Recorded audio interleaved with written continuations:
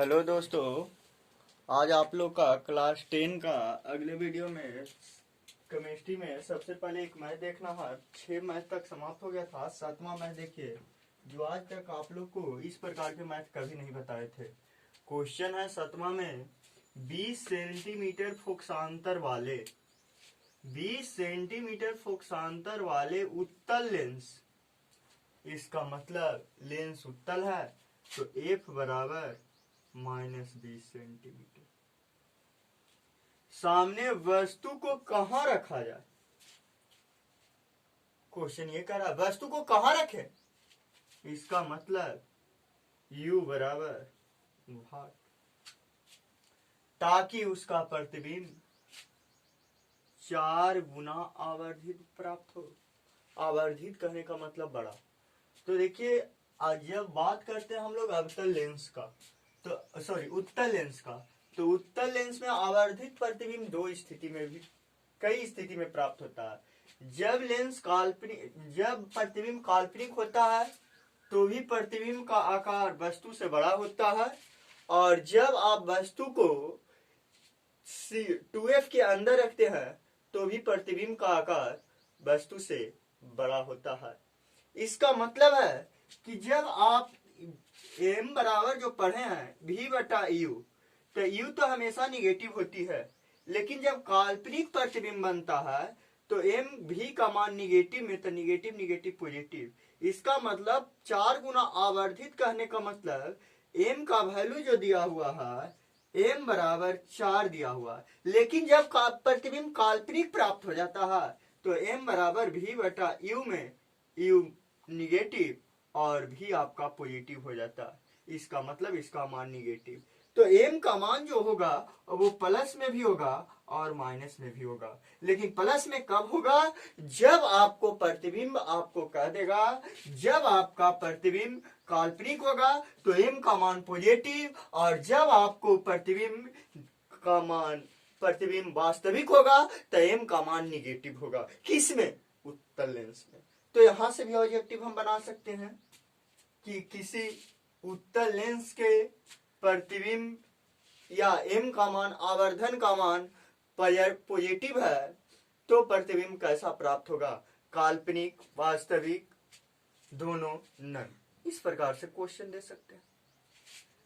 तो कहने का मतलब 4 गुना आवर्धित इसका दो स्थिति हो जाता है, एक प्लस में और एक माइनस में। तो m का मान हम लोग शुरू से m दिया हुआ है तो m से ही चलते हैं पहले। तो स्थिति फर्स्ट, जब प्रतिबिंब काल्पनिक हो, तो काल्पनिक हो तो m बराबर +4, तो m बराबर V/U बराबर 4। तिरछा तिरछी गुना कर लीजिए, V बराबर 4U। अब यहां देखिए, हमको U निकालना है, तो चूंकि आप लोग पढ़े 1/V माइनस 1/U बराबर 1/F। 1/V, V का वैल्यू मालूम नहीं तो V का वैल्यू 4U रख देते हैं, माइनस 1/U, U का वैल्यू मालूम नहीं तो UH छोड़ दीजिए, बराबर 1/F, F का वैल्यू -20।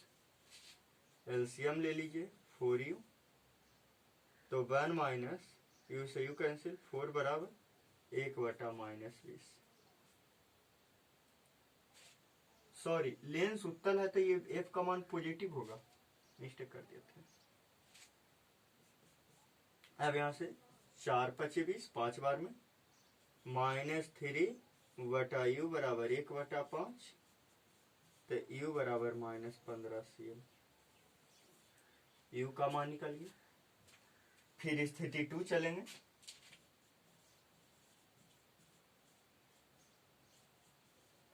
जब प्रतिबिंब वास्तविक हो, तो जब वास्तविक हो तो m बराबर -4। फिर इसी प्रकार से एक बार प्लस लेके चले तो U का मान इतना आया, और माइनस लेके चलिए तो कितना आता है? आंसर दोनों सही होगा और दोनों आंसर मान्य है। चलिए स्क्रीनशॉट लेना है आप लोग ले सकते हैं।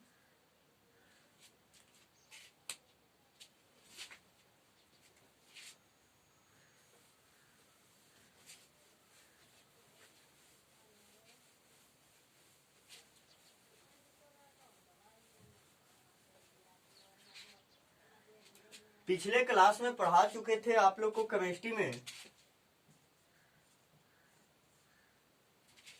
सूचक दो प्रकार के, एक रंगीय सूचक और दूसरा गंधीय सूचक। तो रंगीय सूचक लिख करके डैश दीजिए।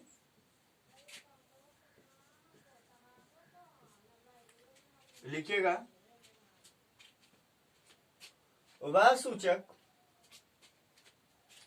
जो अपने रंग में परिवर्तन कर अम्लीय तथा क्षारीय का पहचान कराती है, रंगीय सूचक कहलाता है। रंगीय सूचक कहलाता है।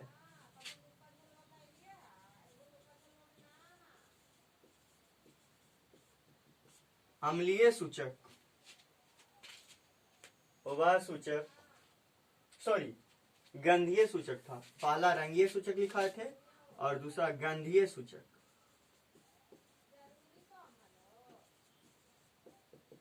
देखिएगा, वह सूचक जो अपने गंध में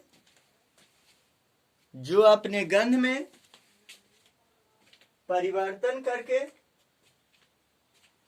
आम्ल तथा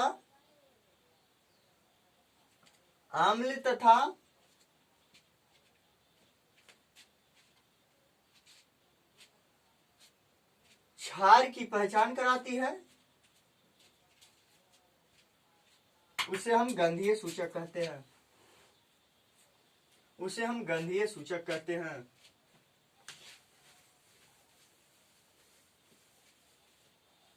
चलिए कुछ याद रखने वाली बातें हैं। सूचक, रंग या गंध, अम्लीय, क्षारीय,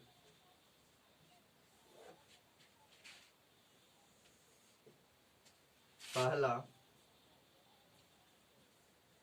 लिटमस पत्र, इसका रंग मुख्य रूप से बैंगनी होता है, लेकिन जब इसको अम्ल में डाल दीजिएगा तो इसका रंग लाल हो जाती है। और जब लाल लिटमस पत्र को यदि क्षार में डाल दीजिए तो इसका रंग नीला हो जाता है। दूसरा मेथिल ऑरेंज,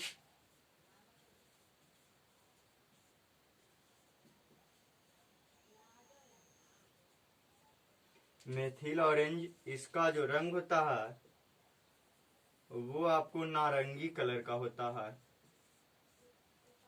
इसका रंग नारंगी होता है और जब इसमें अम्ल में डाल दीजिए तो इसका रंग बदल करके लाल हो जाता है और जब क्षार में डालिएगा इसको तो ये पीला हो जाता है। तीसरा है फिनाइल्फथलीन।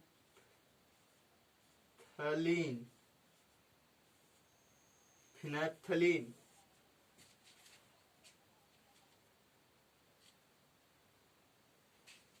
ये रंगहीन होता है। फिनाइल्फथलीन, इसका कोई परिवर्तन अगर इसमें डाल दीजिए तो कोई परिवर्तन नहीं होता, नहीं। मतलब अगर फिनाइल्फथलीन को अम्ल में डालिएगा तो उसका रंग में कोई परिवर्तन नहीं होता है, लेकिन जब क्षार में डाल दीजिए तो इसका रंग बदल कर गुलाबी हो जाता है।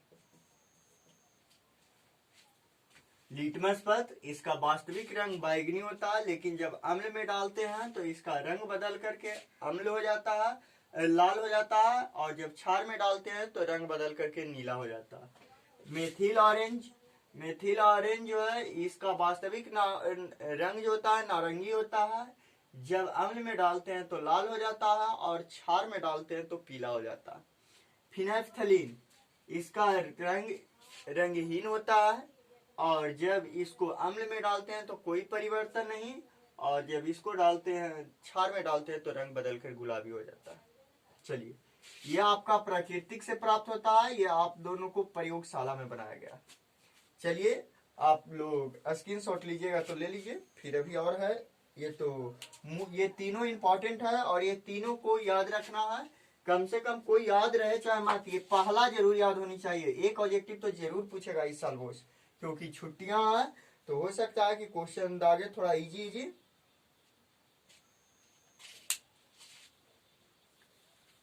आप देखिए, गंधीय सूचक में थोड़ा सा हम लोग बात कर लें तो सबके घर में प्याज होता है, इसमें तो कोई दो मत नहीं है। प्याज गंध होती है,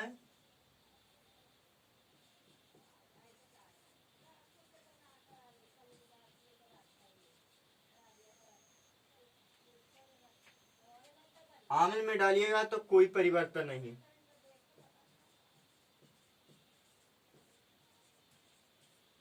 विश्वास नहीं है तो बैटरी का एसिड निकालिए, 2-4 बूंद प्याज पर गिराइए, देखिएगा उसके रंग में कोई परिवर्तन नहीं होता है। अगर इसे क्षार में डाल दिए तो इसका रंग जो हो जाता है, सॉरी, गंध जो हो जाता है समाप्त हो जाती है।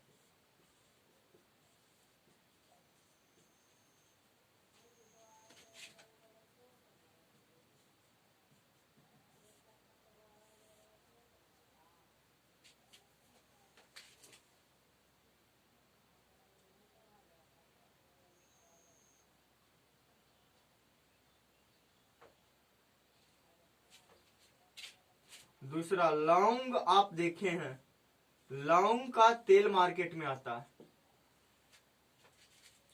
लौंग का भी तेल आता है।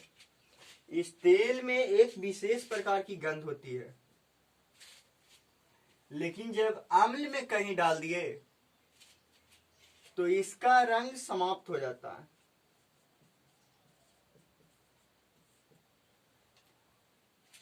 और यदि इसमें डालते हैं क्षार में तो कोई परिवर्तन नहीं।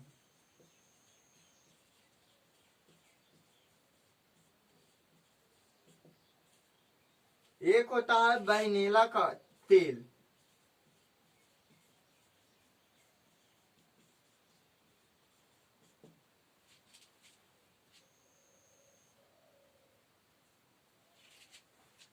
इसमें भी एक प्रकार का गंध होता है, लेकिन जब आंवले में डालिएगा तो कोई परिवर्तन नहीं होता है।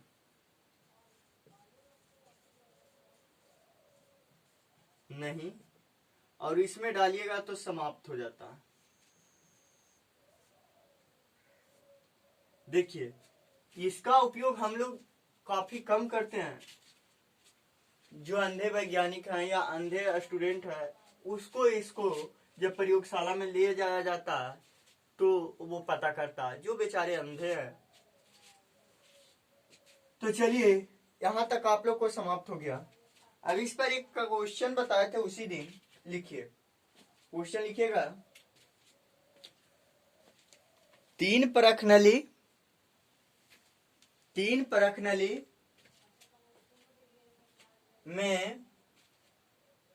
में अम्ल,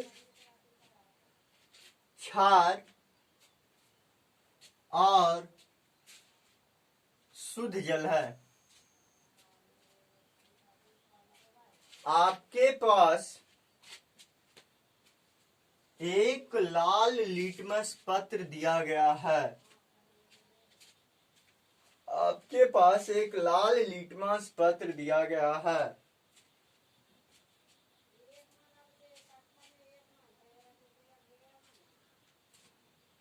आपके पास एक लाल लिटमस पत्र दिया गया है।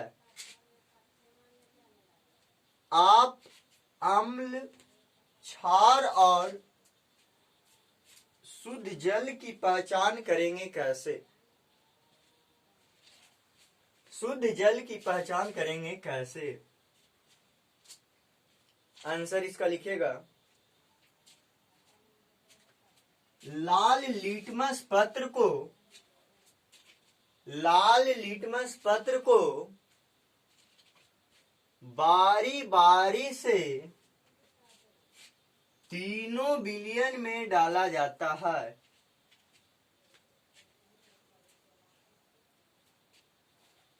जिस बिलियन में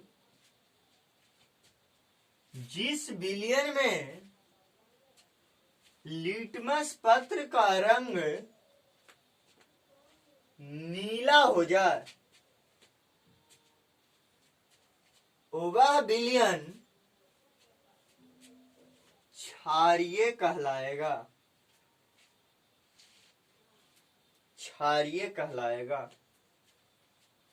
पैराग्राफ चेंज कर दीजिएगा। अब शेष 2 बचे बिलियन में बारी बारी से नीला लिटमस पत्र को डाला जाता है, जिसमें उसका रंग लाल हो जाए, वह लिटमस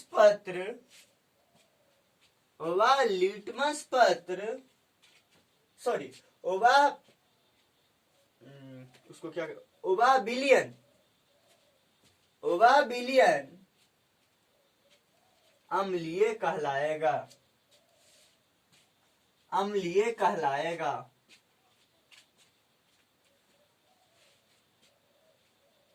और जो शेष बच गई वह शुद्ध जल कहलाएगा। पैराग्राफ फिर चेंज कर दीजिएगा। अतः इस प्रकार से